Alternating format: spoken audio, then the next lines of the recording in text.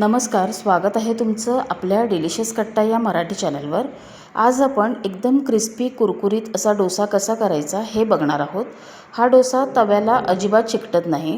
तर डोसा क्रिस्पी कुरकुरीत होण्यासाठी तांदूळ आणि डाळीचं काय प्रमाण घ्यायचं आहे, त्यानंतर तव्याला डोसा चिकटू नये म्हणून काय करायचं आहे, हे सगळं मी या व्हिडिओमध्ये सांगितलं आहे। हे डोसे खूप छान अगदी पातळ कुरकुरीत आणि जाळीदार असे तयार होतात।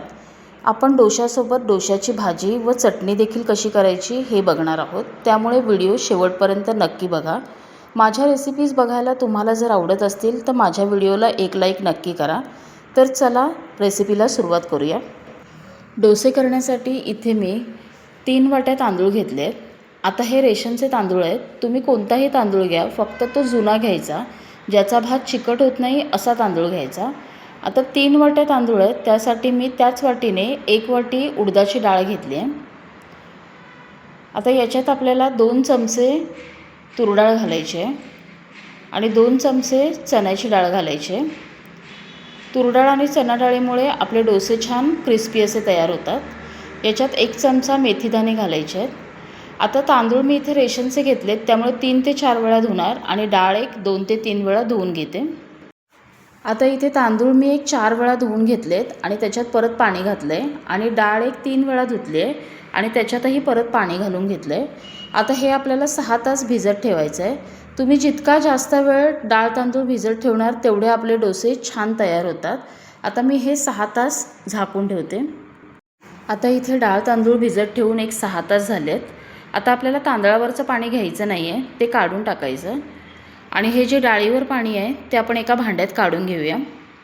आपल्याला याच पाण्याने सगळे डाळ तांदूळ वाटायचे आहेत। या पाण्यामुळे आपलं पीठ फर्मेंट व्हायला मदत होते। आता हे पाणी काढून घेतलं आहे। आता आपण ज्या वाटीने डाळ तांदूळ मोजलेले त्याच वाटीने 1 वाटी मी पोहे घेतलेत आणि ते असे भिजवून घेतलेत धुवून। आणि इथे एक मोठा कांदा असा उभा चिरून घेतला आहे।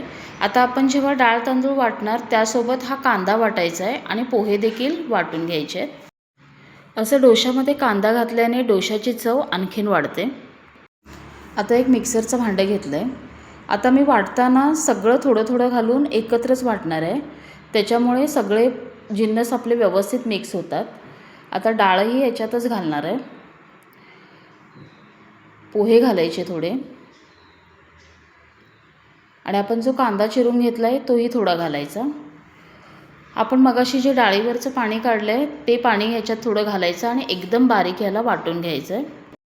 आता इथे बघा, इथे मी हे वाटून घेतलं आहे। वाटताना खूप घट्टही नाही करायचं आणि खूप पातळही नाही करायचं, असं मध्यम ठेवायचं पीठ आणि हे एकदम बारीक असं आपल्याला वाटायचं आहे। आता मी राहिलेले डाळ तांदूळ देखील असंच वाटून घेते। आता इथे सगळे डाळ तांदूळ मी वाटून घेतलेत। याच्यात घालायचं आहे चवीप्रमाणे मीठ आणि हे सगळं हाताने एकाच दिशेने फेटून घ्यायचं आहे। यानं काय होतं, पीठ छान हलकं होतं, पिठामध्ये हवा भरली जाते आणि आपले डोसे छान जाळीदार असे तयार होतात। आता हे सगळं असं एकाच दिशेने 2 ते 3 मिनिटं फेटून घेऊया आणि हे पीठ बघा असं ठेवायचं आहे, खूपही पातळ नाही आणि खूपही घट्ट नाही। आता इथे मी सगळं पीठ 2 ते 3 मिनिटं फेटून घेतलं आहे। आता याच्यावर एक झाकण ठेवणार आहे आणि याला रात्रभर असंच ठेवणार आहे। तुम्ही जर दिवसा करत असाल तर एक 8 ते 10 तासात फर्मेंट होईल, कारण आता गरमीचे दिवस आहेत। आता हे मी झाकून रात्रभर असंच ठेवते। आता हे पीठ मी रात्रभर असंच झाकून ठेवलं होतं। बघा किती छान फर्मेंट झालं आहे, याला खूप छान अशी जाळी आली आहे। बघा किती सुंदर पीठ झालं आहे। आपण जेव्हा केलं होतं तेव्हा ते अगदी खाली होतं आणि आता अगदी पातेलं भरलं आहे। आता हे पीठ आपल्या डोशासाठी तयार आहे। आता हे बाजूला ठेवूया थोडा वेळ आणि आपण अगोदर चटणी आणि भाजी करून घेऊया।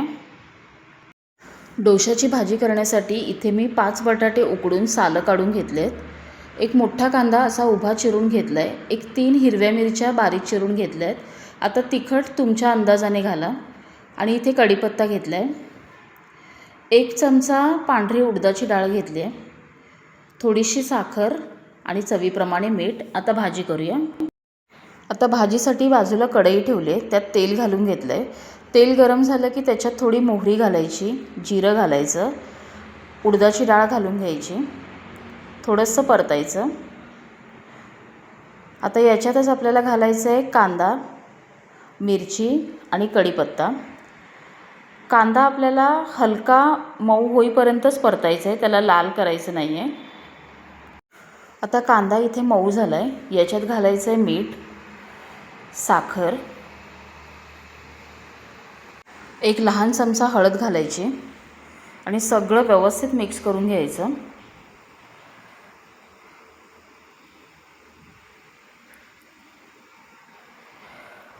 आता याच्यात आपल्याला एक 2 ते 3 चमचे पाणी घालून घ्यायचं आहे.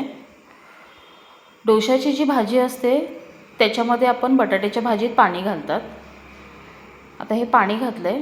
आता मी बटाटे जे मगाशी उकडून ठेवलेले ते हातानेच असे कुस्करून घेतलेत, ते याच्यात घातलेत. सगळं एकसारखं करून घ्यायचं. आता भाजी सगळी व्यवस्थित मिक्स करून घेतली आहे. याच्यात घालायची बारीक चिरलेली कोथिंबीर. गॅस एकदम बारीकच ठेवायचा आहे. आता याच्यावर एक झाकण ठेवून फक्त आपल्याला भाजीला एक वाफ आणून घ्यायची आहे. आता इथे भाजीला आपण एक वाफ आणून घेतली आहे. हे बघा, खूप छान झाली आहे भाजी. आता इथे आपली डोशाची भाजी तयार आहे. गॅस बंद करूया. चटणी करण्यासाठी इथे मी अर्धा ओला नारळ घेतला आहे. त्याच्यातच एक 2 लसणाच्या पाकळ्या, एक 3 हिरव्या मिरच्या घेतल्या आहेत. थोडा चिंचेचा तुकडा घालायचा आहे त्याच्यात, थोडा चिंचेचा तुकडा, कोथिंबीर आणि एक 2 चमचे फुटाणा डाळ घेतले. चवीप्रमाणे मीठ घालायचं आहे, थोडी साखर घालायची आणि याच्यात पाणी घालून याला एकदम बारीक असं वाटून घेऊया. आता इथे चटणी मी अशी एकदम बारीक वाटून घेतली आहे. आता याला फोडणी घालायची आहे. तर फोडणीसाठी बाजूला मी इथे तेल गरम केलं होतं. तेलामध्ये थोडी मोहरी घालायची. मोहरी फुलली की त्याच्यातच आपल्याला जिरं घालायचं आहे आणि याच्यात कढीपत्ता घालायचा आणि ही फोडणी आपल्याला चटणीत घालायची आहे. आता इथे आपली चटणी तयार झाली आहे. आता आपण डोसे करायला घेऊया. आता डोसा करण्यासाठी बाजूला तवा ठेवला आहे. तवा थोडा गरम झाला की त्याच्यावर अगदी थोडं तेल घालायचं आणि एखाद्या टिश्यू पेपरने सगळ्या तव्याला तेल व्यवस्थित असं पुसून घ्यायचं आहे. डोसा करण्यासाठी तवा एकदम व्यवस्थित गरम पाहिजे. आता याच्यावरती थोडं गार पाणी मारायचं, म्हणजे जे तव्याचं तापमान जे वाढलेलं असतं ते थोडं कमी होतं आणि एखाद्या कॉटनच्या रुमालाने याला पुसून घ्यायचं. आता पळीने आपण तव्यावर पीठ घालून घेऊया आणि हे पीठ आपल्याला एकदम पातळ असं पसरून घ्यायचं आहे. आपण डोसा काढल्यानंतर प्रत्येक डोसा काढल्यावरती तव्यावर परत गार पाणी मारायचं आणि कॉटनच्या रुमालाने त्याला पुसून घ्यायचं. असं केल्याने काय होतं, आपला डोसा तव्याला अजिबात चिकटत नाही. आता डोशाची वरची बाजू कोरडी झाली की तुम्हाला तेल तूप जे काही आवडत असेल ते वरून थोडं लावून घ्यायचं. आता डोशाची खालची बाजू व्यवस्थित भाजले. बघा, कडा अगदी सहज निघत आहेत. अगोदर कडा सोडवून घ्यायच्या आणि डोसा काढून घेऊया. बघा, अगदी सहज निघतो. अगदी सुंदर असा रंग आला आहे आणि कुरकुरीत क्रिस्पी डोसा आपला तयार आहे. आता बाकीचे डोसे असेच करून घेते. आता इथे आपला डोसा, भाजी आणि चटणी तिन्ही करून तयार आहे. डोसा बघा खूप सुंदर झाला आहे, रंगही खूप छान आला आहे आणि अगदी जाळीदार क्रिस्पी असा तयार झाला आहे. तर असा डोसा तुम्हीही नक्की ट्राय करा. माझी रेसिपी जर तुम्हाला आवडली असेल तर लाईक करा, कमेंट करा आणि जर माझ्या चॅनलला सबस्क्राईब केला नसाल तर माझ्या चॅनलला सबस्क्राईब करा.